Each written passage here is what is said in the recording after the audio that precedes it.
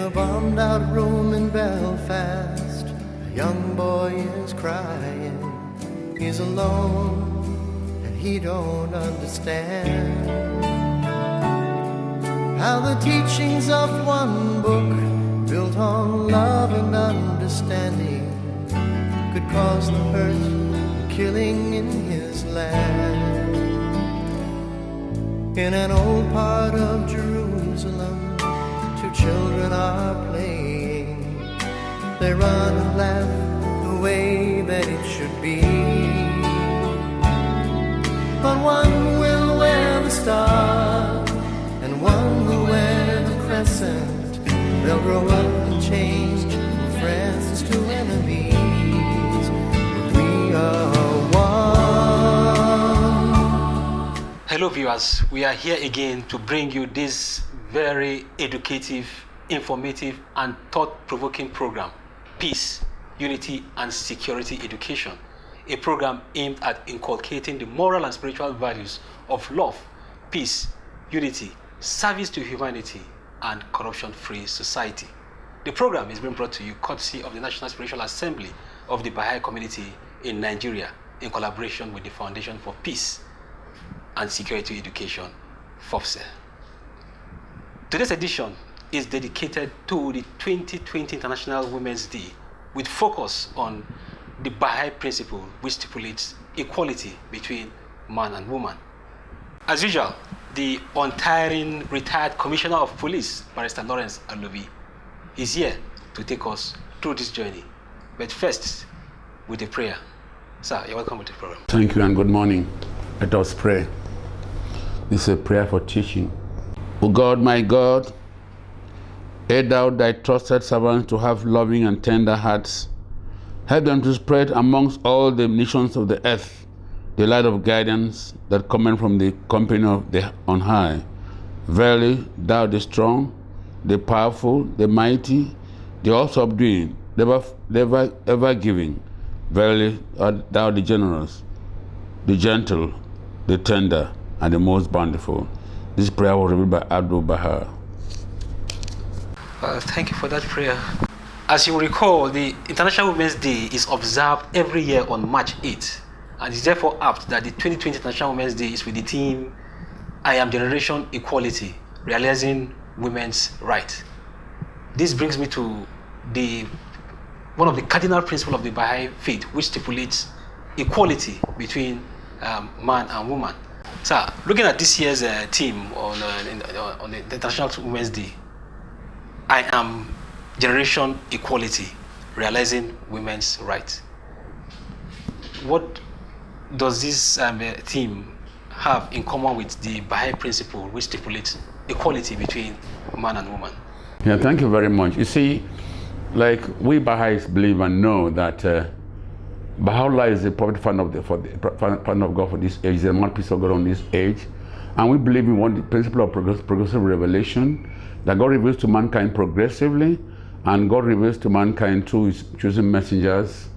Today is Baha'u'llah, who we see as divine physicians who come to emancipate and liberate man from the bondage of ignorance and materialism. You see, Baha'u'llah has laid down the framework under which can promote world peace and world unity, and that's the cardinal of the main objective of the Baha'i faith, promoting world peace and world unity. Mankind is made of two wings, that man and woman, and every individual is a member of the human family, and he has an obligation to contribute towards the betterment of the family. He has an obligation to contribute. Anything that hampers or trying to inhibit him or her from contributing based on his or her potentials is a violation of his right, which is not acceptable. So Baha'i faith, Baha'u'llah teaches that one of the basic principles of the Baha'i faith is that it should be a total equality between man and woman. That man and woman are like the two wings of a bird. For a bird of humanity to fly to that noble height that God has destined mankind to fly, the menful and the womenful have to be given full equality.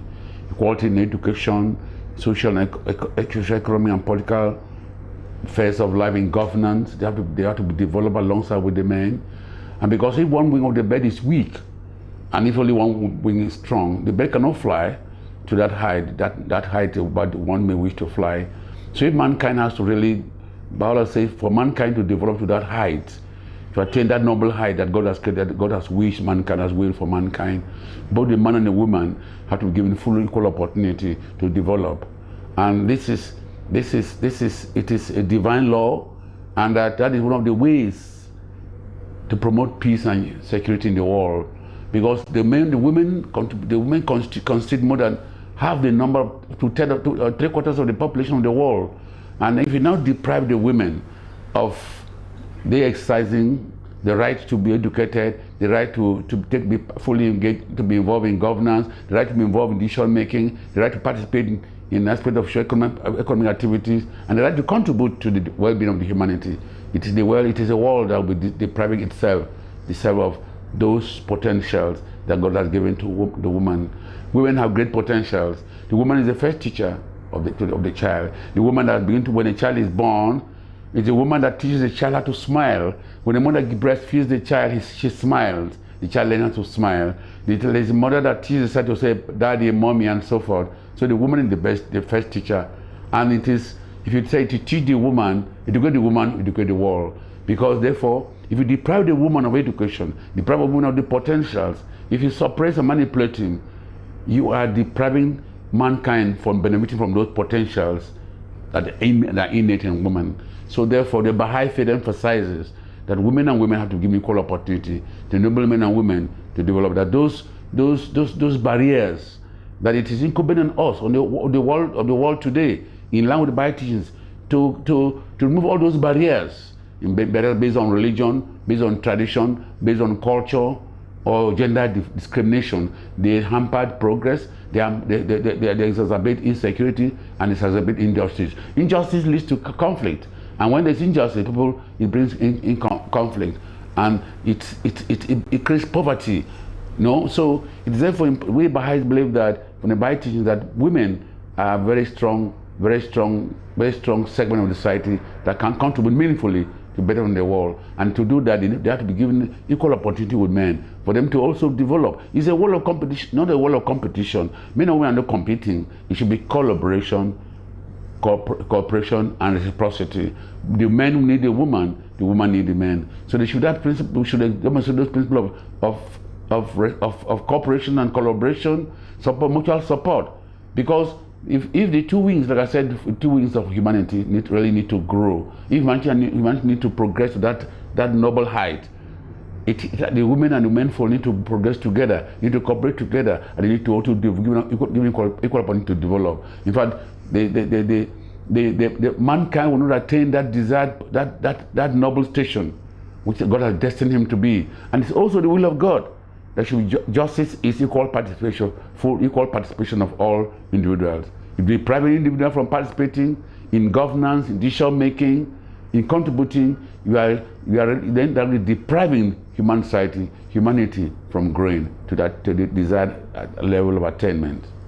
This brings me to the issue of across the globe there are one form of conflicts or the other, and most people are of the opinion that women should be involved in the crisis, conflict resolution process. Do you agree with this view? That women should be more involved? Of course, we recognize that there must be that gender balance in governance. In governance is not just for we Baha'is. Governance is like a trust. Those who occupy the position are they like the trusteeship, and they owe the duty, obligation to render service and protect those who they serve, they govern. So these women, no woman wants a child to be killed or destroyed. Every woman wants to see family to be happy family. Every woman wants to see that the family, the community is living in a very happy and progressive manner. So women they are good peacemakers. They have that the feminine nature. They are good peacemakers. They promote, they're good peacemakers and conflict resolution experts. They're very good in conflict resolution. So women are very vital segment of society that can help to resolve conflict.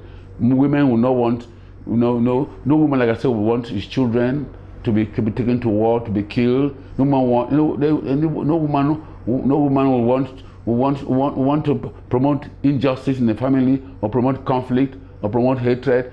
Every woman will love based on those moral and spiritual values to promote love, promote equity and justice in the family. So women have a critical role, a very important role to play in peace building, peace reconciliation, and sustainable peace and development. So the women can have a lot to contribute because they have the capacity. Women have the capacity that they contribute one of the huge human resources which they can contribute towards peace, even towards security, towards sustainable development. So women have a role to play in peace building, in reconciliation, and dispute resolution. Okay, there have been this heightened calls for more women participation in politics, for more women participation in governance. Does this also go in line with the Baha'i principle of equality between man and woman? Yeah, it is principle for us. The Baha'i is it is practice in our institutions, like local assembly, national assembly, even the national assembly and other institutions. Women are also elected to participate alongside with the men, and we believe in the consultation before decisions are being made. We have broad-based consultation, free consultation. Women are also free to vote like the men. So women are given equal opportunity to participate in governance, and so therefore they have a key role to play. So, and it is advantage of the humanity and the menfolk to see that these barriers are removed, because these barriers are being brought about by issue of prejudice or traditional or cultural beliefs, and are inimical to the development of the human race and the country, Nigeria in particular. So the women have a role to play in all levels of governance, and they are the more kind-hearted. Women are more peace-loving. Women are more in terms of accountability and transparency. Women are more found to be. They believe in accountability. Women are more. You see, consumption too is a thing that has bring about greed and so forth. So women, in fact, they are very economical in managing of resources. They are very economical and very transparent. So I think the women should actually be given equal opportunity to participate in governance and all decision making, both in private institutions. If this is done, it will bring about the betterment of the country, betterment of the human race, and of course, even in the family. When the women are educated, they are more caring. If you say that, even the daughters are even more caring than sons. I have to attest to that, because they have that empathy and compassion, and they want to think about how to render to they are autistic. They believe in rendering service. They believe in rendering service because from childbirth, the woman begins to learn how to take care of the child, how to cook, how to do this. So service is one of the attributes of the women. Okay, we'll take a break now. When we return, the program continues.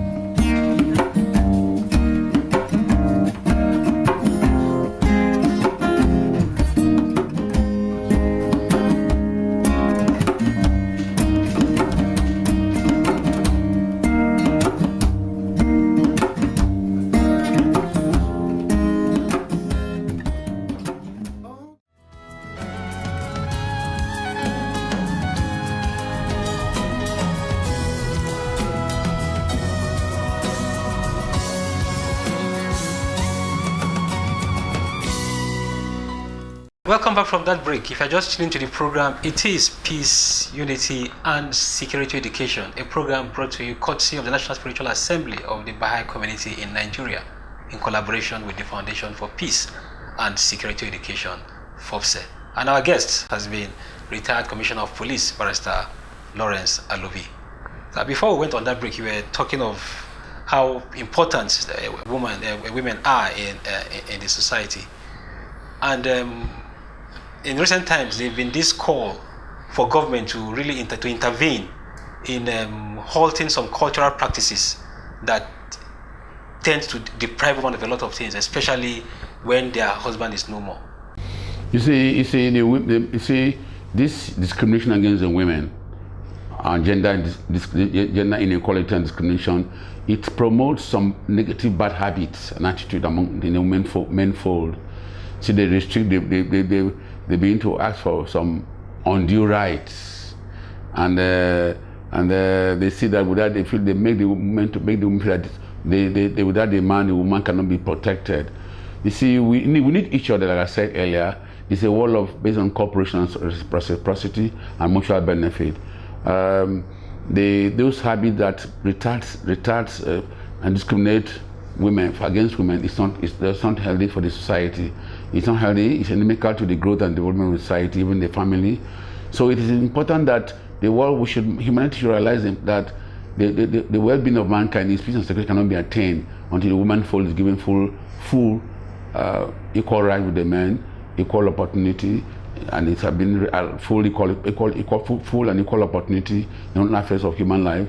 And in fact, there are no basis for that, for this gender discrimination, either biological, whether social or moral. There are no basis. So I think it's immoral, and it's an act of injustice. It's immoral and also unjust to discriminate against the womanfold on cultural or religious, on traditional beliefs that are very obnoxious and not in conformity with the divine will of God. The will of God is that every human being should be given the opportunity to participate in all aspects of human life. That universal participation is a just act which all societies, all communities should embrace and practice. So depriving the women in participating on religious, traditional grounds, cultural grounds is inimical to progress, and it's an immoral act which of course promotes injustice and in turn also promotes conflict. There's this worrisome trend of physical violence, sexual violence against women perpetrated by the men. What will you? I think it's based on ignorance. You see, like I said, we're here not to nobody's born to be oppressed. Nobody is born to be brutalized. So the men who brutalize, who assault women sexually or physically, it is beastly attitude. It's not the true nature of man. Man was born to contribute towards peace and security, towards progress of the human race, towards better than others. And you see how, when you see yourself as an individual, like I said earlier, God created all individuals as members of a human family, and they also have a moral obligation to contribute to the betterment of the family. So if we now begin to brutalize the women, and in that case, you, the man, you are depriving yourself. You are failing to contribute to a better society. You are failing to contribute to the peaceful development of the family and society. So men who brutalize their men, who abuse women, either sexually or physically, it's a beastly act, and it's not worthy of man. It's not dignifying. It does not enable man to attain that noble station for which it was created. We were created to contribute to the betterment.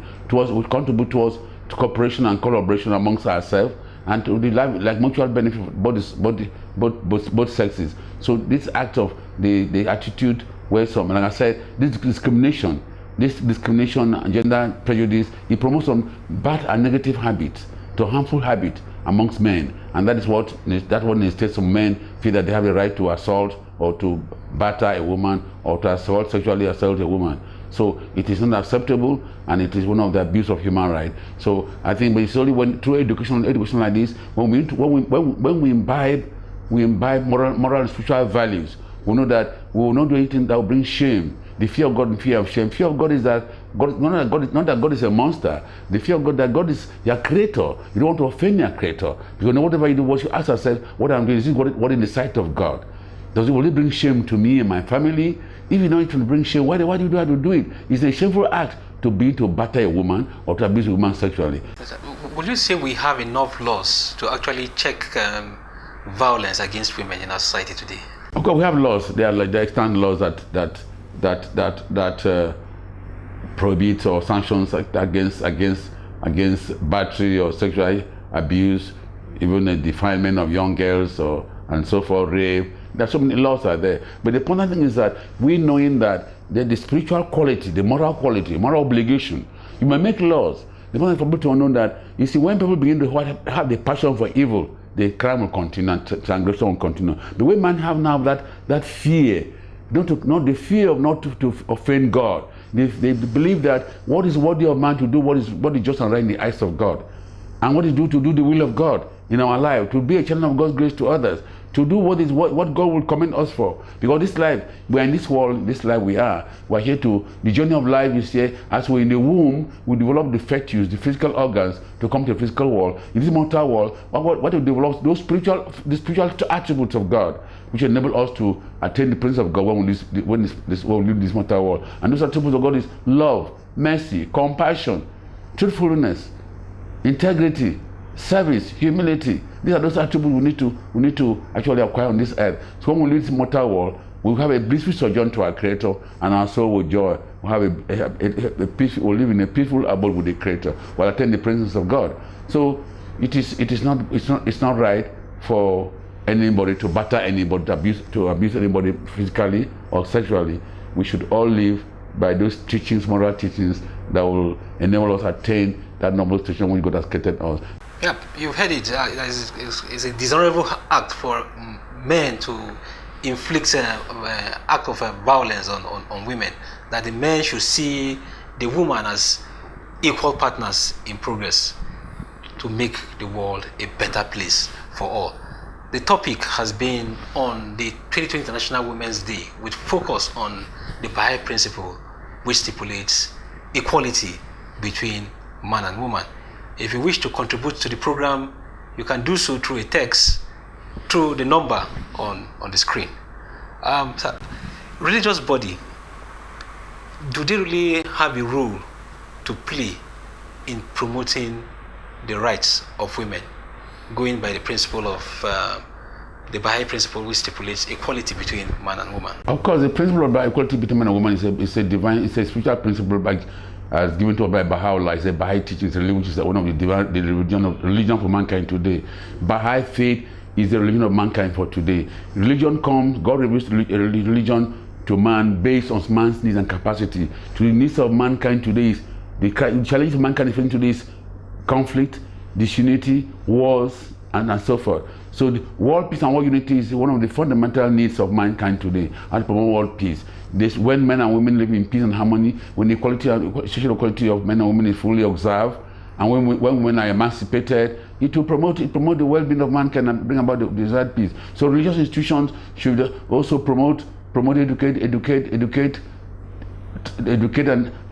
show that human beings, that these barriers are being removed. Social barriers, cultural barriers, gender barriers are being removed, and prejudice are being removed. Let women given equal opportunity with men, full opportunity for them to develop themselves, develop their capacities, and contribute towards the betterment and well-being of the community, of the society, and even the family, of course, in particular. So the religious institutions have a role to play through moral spiritual education. You know that we have each individual is given has equal rights. Mankind, each individual is a member of each of the human family, and each individual should be given equal rights to contribute, to develop and contribute towards the betterment of the world. Women have excelled in various aspects of human life, in politics, in economics, in industry, in finances, in all aspects of human life. Women have excelled. So women should not be use gender prejudice or traditional barriers to inhibit the women from contribute to us meaningfully to the betterment of the world. All right. For those that really want to know more about the Baha'i faith, how can they reach the Baha'i community to learn more about? Yeah, thank you very much. You can reach us through the number also is being focused on the screen.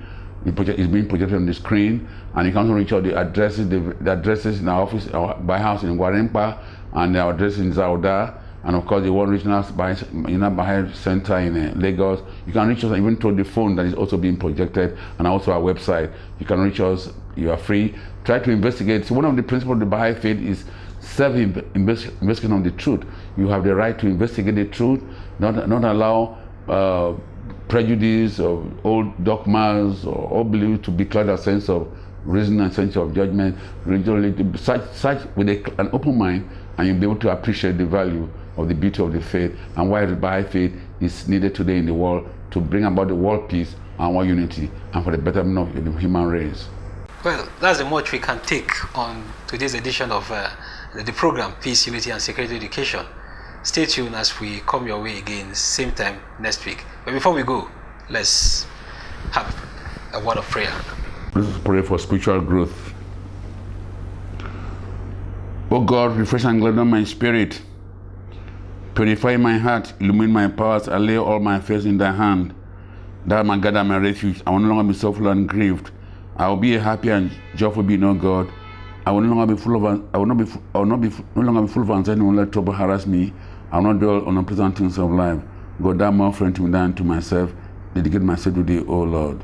This prayer was revealed by Abdul Baha. Thanks for watching, and God bless.